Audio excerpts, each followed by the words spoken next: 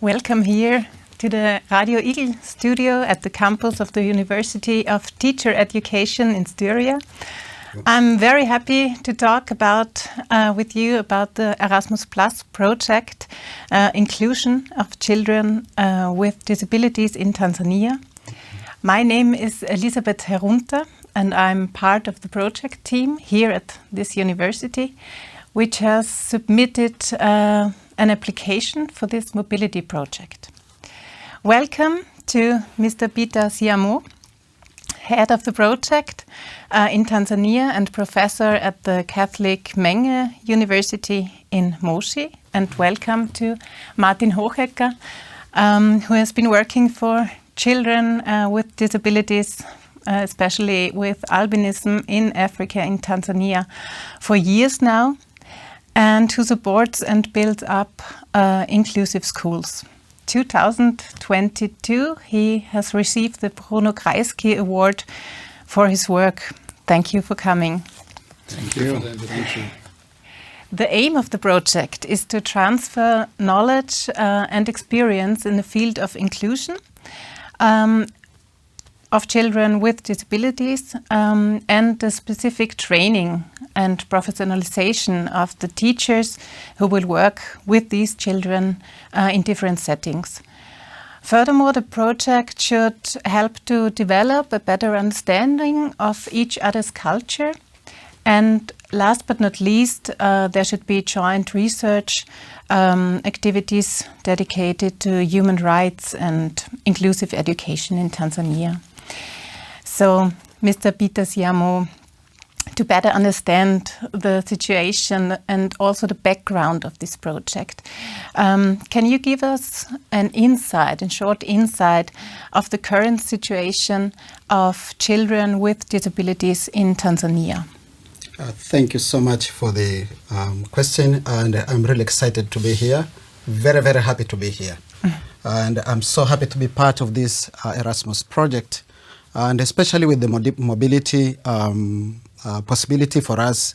We are here because of the project, and we are here because we wanted to learn. We wanted to learn from the schools and from the university how you are conducting this inclusive education, and we have seen many things. First, beginning with, let me explain the situation in Tanzania. I'm thankful that we have made some progress, because when we go back to the history, normally families or parents with children with disability, it was taken as a shame of the family, and therefore these children were hidden. They will not come to the public, and therefore they were denied of their basic right of education. So through awareness building and education, and even through churches, different the Ministry of Education announcements, parents have become aware that no, it is important for these kids, if they are born with a disability, not to hide them, but to bring them whereby they can get education and they can help themselves, but also they can be of help to the community. And so we have now children coming to school. The problem comes that most of our schools, both primary schools and secondary schools, are not built in such a way that they can accommodate them. Therefore, the schools are not friendly with most of the schools, not all of them, but most of them. They are not friendly for children with disabilities. We have a few of them which are friendly. Some are private. Most of them, the private schools are church-owned. I'm a priest, a Catholic priest. Therefore, I am in the private university. But also we have a secondary school, which is private secondary school, St. Marcus, which belongs to the Catholic Diocese of Moshi, and I know Martin knows it and has been working with it. And we have also the St. Francis School, which is a very unique school because it receives children from when they are, sometimes from day one. Because when some parents, when they deliver and they find out the baby has disability, sometimes they abandon the baby and they run away. And this includes physical disability, it includes hearing disability, it includes vision disability, but it also included the albino, the albinism. So we take them, we bring them, and we educate them. So that's where we are at right now. So we have some designated schools, both government and private, which can accommodate students with disabilities. For example, in Moshi area, the government school which can accommodate this one is called Old Moshi Secondary School. This is a government school. But the private school, which is a church-owned school, this is a brand new school. It's designed from the building. It is designed to accommodate students or children with different varieties of disabilities. This is Mpamaki Secondary School. But also we have the primary school, which is St. Francis. It's also a church-owned and is run by the church. And it has children with all kinds of disabilities. So those are the areas where when you go, you can find some inclusive education in a way. And that's the situation is. The problem we are having right now, and that's the reason we are here from Mwenge Catholic University, we are here 4 professors, is we had one school, one university, which used it to train teachers with the skills to accommodate students with disabilities. And that university is now closed. We have now one university, which is a government, University of Dodoma, which has that program, but has not come out yet. We don't have we have one university, which is a Bishop Mihayo private university, but that one is specialized on the hearing disability alone. So Mwenge Catholic University, we are in the process of beginning a program of training teachers with all kinds of disabilities, which can accommodate students with all kinds of disabilities. And therefore, teachers who will graduate from our university, from that program, will be able to handle inclusive classes. And that's why we are here to learn, because we want really to begin that program that will be truly, truly inclusive. And we have learned a lot. Thank you. Thank you. Mr. Martin Hochegger, in Austria, we look back on a history of 40 years of inclusion and integration. This process was initiated in Austria bottom up from parents. So what do you mean? What are the challenges and also the limits if this process is to be happen rather top down and in a very short time? First of all, thank you for the invitation to this interview. It's for me really nice to meet my friend Peter, this time in Graz, which makes me very happy. Thank you for coming. Thank you. Before we address the development of inclusion in Austria, I would like to say a few words about the situation in Tanzania. Peter told us a lot of them, but I think we have more to know. Most of the population of Tanzania is very poor. And it is a very young population. More than half the population is younger than 25 years. So enabling education is therefore a major challenge for the whole country. There is also a not well-developed social system, like in Austria. In this situation, about 4.5 million people with disabilities are doing very badly.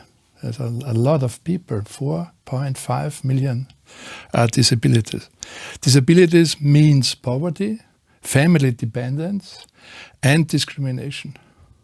Currently, the supply of the population has become worse. A lack of rain, and then little rain have allowed the fields to wither. Corn and bean fields have dried up. Cattle have only dead grass to eat. So the price to stable food has more than redoubled. In this situation, families, parents, and schools are extremely challenged. The development of inclusive schools means the support of basics now in this time. To build classrooms and dormitories and to organize food for the children. Teachers and other people who are working in the school, so as a security guard, for example, and also the parents. Security guards in this way because the albinism, it's a very dangerous situation for them also in this time. But the poorness is also a time of the many orphans were there in the schools. So I'm very happy that there is now this exchange program for the further development, for the content and the quality of teaching. Now to your question. We also started small 40 years ago. The schools in Oberwart, in Karlsdorf and in Graz were the first lighthouse projects. Then it went step by step. General human rights and later the UN Declaration of Human Rights for People with Disabilities served as a guide. The Inclusion Project in Moshi also serves as lighthouse projects for human rights in Tanzania. But of course we start from a different and lower level. But such flagship examples are necessary, also for the Catholic Church and its schools. The people who are working in these schools are the new ambassadors for inclusion and human rights. Peter Siamo, you have now been in Austria for 1 week and you have seen different school types and different ways of inclusion. What impressed you most? Well, thank you for the question. I have been really impressed.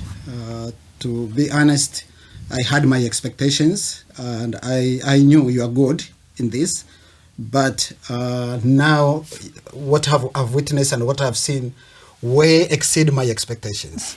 I'm very, very impressed. One which was really an eye-opener to me was to find out how in the classroom, whereby we have students with different needs, some are way advanced, some not yet because of their disabilities, but the teaching is very personalized. Every student is attended according to his or her ability. To me, that was, it was hard. It just, I was looking at it. I was like, wow, this is what it is, because I would love either even not my child or my niece or my nephew to be taken care of that way. It is one thing that this kid is born with a disability for no fault of his or hers, but not taking care of this kid according to the need of this kid, I think it amounts to denying this kid's right, basic right. And that's what I look at. And that's when I compare what is done here and I compare with what has been done in my country, Tanzania, it just breaks my heart for those kids there. It does. And that's why we are beginning this one. That's why we really wanted to have this program now. Things which I've witnessed here, one of the things which was the most impressive to me was the multi-level inclusion. It was the first time in my life, I've been in the education industry for many years, but it was the first time in my life to find out that kids of different levels are studying in one class.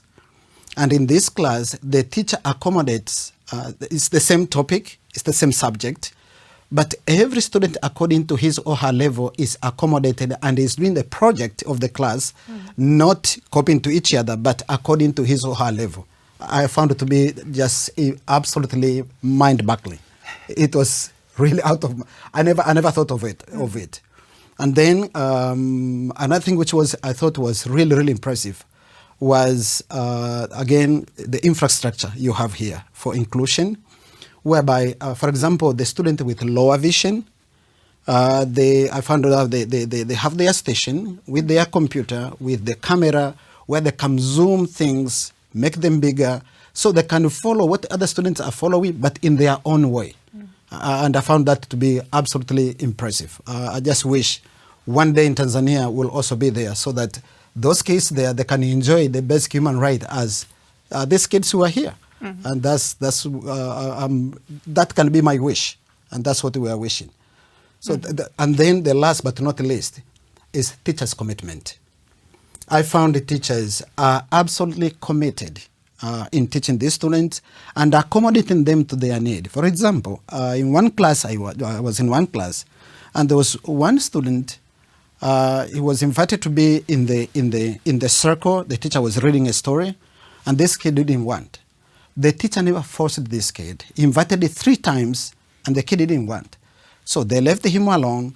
Teacher went continue with the class and the stories. And this kid, after probably 4 or 5 minutes, made up his mind and joined the group on his own. And he was very active and interactive. I was like, wow, this is it. So I'm very impressed. I am very, very impressed with what you are doing here. I am very impressed with the teachers' commitment. I'm very impressed with the infrastructure you have, which bring or accommodate every child according to his or her need. And therefore, the teaching is very personalized per student. It's not the growth of 4th grade, therefore all are going to study one thing. No. It's 4th grade, yes, but every student, you meet the student where the student is at. I found that really, really mind-boggling, very impressive. Thank you. Thank you. Martin Hochegger, what could be learned from both sides in this development, and maybe what is the connecting factor between the system, the social system and the school system in Tanzania and in Austria? This question is not so easy to answer because the initial situations are so different. And that's why it is so important to initiate exchange programs at the different levels. We need the discussion about us. In addition to this exchange program, we are currently working on school partnerships between Styrian and Tanzanian schools in this context. Also, the students are coming from Tanzania to Graz and also from Graz to Tanzania to learn about. It's a colleague of Peter was here 2 months ago, Aidan, you know him? Mm-hmm, yes. And Aidan said in an interview, his hope is to mix both cultures as a hybrid situation, the best of Tanzania and the best of Austria. Mm-hmm. So maybe it's possible step by step to reach this. Mm-hmm. But the beginning is a different way because the situation is so different. Mm-hmm. Mr. Siamo, yes, what possibilities do you see to spread, live and teach the idea of inclusion not beyond the borders of your private university? Yeah, how can you spread it in whole Tanzania? Thank you for the question. And I think we stand a very good chance of making the inclusion spread, not only within my university, not only in my town of Moshi, not only in the region of Kilimanjaro where I'm coming from, but all over the country and possibly even outside the country. And the reason why I'm very optimistic about this is because of what we have done in the past. We are predominantly teacher training university. We have other programs, but we are predominantly teacher training university. And currently we stand to be the best science teacher producing university in the country. That's a credit which I enjoy at this point in time. Once the student graduate from educational program, normally they go all over the country, right? Now, if we manage to begin this inclusive education program in my university, the same will apply. That when the student will graduate from Mwenge Catholic University, they will go all over the country. And they will bring this now new idea of inclusion in every school they are hired, be it government or private. Mm-hmm. And I think we stand a very good chance of making this go like wildfire. Mm-hmm. Because the students who are in the university who are studying there, they are coming from all over the country. All over the country. All regions have representative students in my university. It means when they graduate, they will go out in every part of this country, of Tanzanian country. And therefore, when they are in their respective schools, in the districts, when they are hired, some in the private school, some in the government school. So they will bring this wonderful idea, okay? And now I hope that there will be like a yeast, okay, animating the teachers and bringing this even for the teachers. They can even, we can teach them to have the in-service learning kind of seminars so that they can train other teachers wherever they are at about this wonderful idea of inclusion, knowing that all children are ours and they all deserve to be given the best education ever. And as Martin said, the country of Tanzania is still very poor. And the best way to break the circle of poverty is through education. I don't know any other means. And therefore, if we bring this one, when we are breaking the circle of education, we are also breaking the circle of education of students with disabilities. Because if you don't do this, then they will always be left behind. Because those with no disability will go to school, and those with disabilities, they want to be given education. And therefore, we assign them to be poor and to die poor. And that's not right. Again, it's against human right. So yes, we as a Mwenge University, what I'm praying for and what I'm hoping is that we'll be able to begin this program of inclusion teacher training in the university. We'll be able to get the facilities we need so that we can have really a solid, good program, so that when they go out, they will bring something which is really substantial, something as good as what I have learned here. That's my hope. Okay. So thank you. Thank you. Mr. Martin Hochegger, again, focusing the goals of this project. What do you mean? What are the biggest challenges, and maybe where are the limits? And what could be relevant, positive, visible changes in the system in Tanzania? I think in my opinion, there are 3 points. There are a lot of challenges. The first will be a great challenge for the teachers in the classrooms with a large number of children in the classroom to be able to respond to the individual learning needs and learning goals of the children with disabilities. Because when you have 50 or 60 children in the classroom, it's not so easy to make inclusion education. And it's also necessary to reduce, the number of class students as one of the biggest goals starts. The next one is the knowledge of inclusive and special educational instruments must be incorporated into teacher training and continuing education in general, as they will start at the university. And then what's about after the school? That must be the next step. Yeah? It needs the development of job opportunities for people with disabilities in inclusive settings. By example, for tree planting programs and well construction work programs, because these are 2 points, they are very important for the future of Tanzania, because the climate crisis is going on. And in this way, also people with disabilities can help to make a good future there, and to plant trees. It's possible also for people with disabilities, and they will have another situation in their communities, because the exception is a better one. Thank you. Thank you. It's a long process maybe, and it's a very exciting process that we are allowed to accompany here. Thank you very much for coming, and thank you for this interesting interview. Thank you so much. I truly appreciate the invitation. I appreciate giving us this time. And as I take this time to invite whoever is listening to us out there, welcome on board. This is a human rights movement. And helping these students, helping the kids with disability, I think is of the first quality human rights movement as far as I'm concerned. So if you can reach out, help us to establish this program so that we can educate these teachers.